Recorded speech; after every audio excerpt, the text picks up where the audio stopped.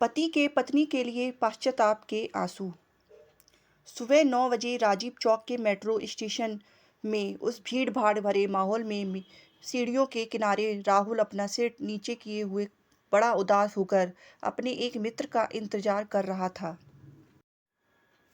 उसी समय सुनील आता है और राहुल के कांधे में हाथ मारता हुआ पूछता है, अरे यार राहुल, तूने तो हद ही कर दी। तेरी शादी को अभी 1 सप्ताह भी नहीं हुआ और तू फिर से जॉब में ऑफिस जा रहा है।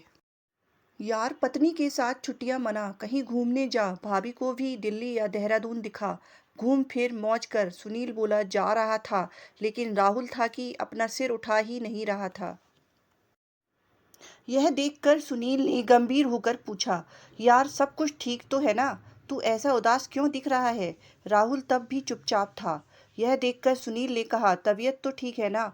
और भाभी यार, तू बोलता क्यों नहीं? घर में सब ठीक है ना? राहुल ने गहरी सांसें लेकर धीरे से बुदबुदाते हुए बोला, यार बहुत बड़ी गलती हो गई। अनीता मेरे जैसी नहीं है। वो मॉडर्न नहीं है, गांव की है, अच्छी अंग्रेजी नहीं जानती। उसका रहन सहन, उसका स्वभाव। यार हमेशा बाइबल पढ़ना, हमेशा प्रार्थना और प्रभु प्रभु करना। यार ये भी कोई जिंदगी है? 3 दिन में ही परेशान हो गया। गले की हड्डी बन गई है वो मेरे लिए। लगता है जैसे मैं अपने घर में नहीं किसी चर्च में रह रहा हूँ। सुनील ने दिलासा दिलाते हुए कहा, सब कुछ ठीक हो जाएगा यार।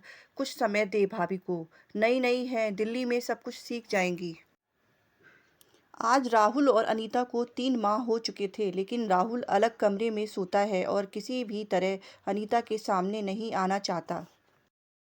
घर से बाहर जाते समय माँ से चिल्लाकर कहता है, माँ मुझे देर हो जाएगी वापस आने में।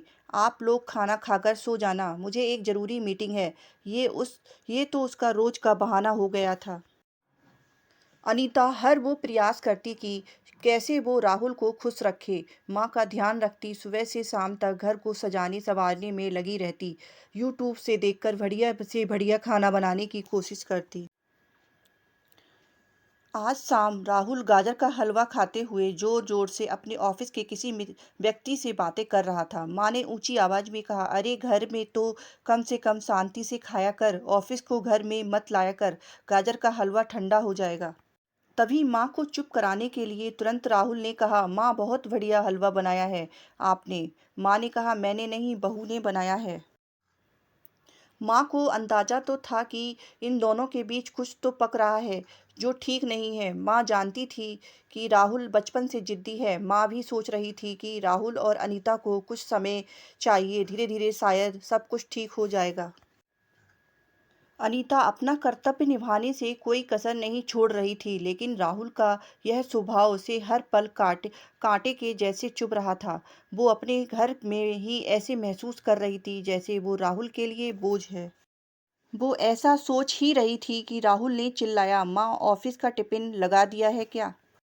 अनीता ने टिफिन उठाकर राहुल की ओर बढ़ा तो दिया, लेकिन जैसे ही राहुल ने टिफिन का हैंडल पकड़ा, अनीता ने उसका दूसरा हिस्सा नहीं छोड़ा और बोली, मैं आपसे कुछ बात करना चाहती हूँ। और भरे हुए गले से आंसू बहाते हुए बोली, यदि मैं तुम्हें पसंद नहीं हूँ तो मुझे मेरे पापा के घर छोड़ आओ। राहुल की आंखों में पश्चाताप के आंसू अनीता के हाथों पर गिर रहे थे।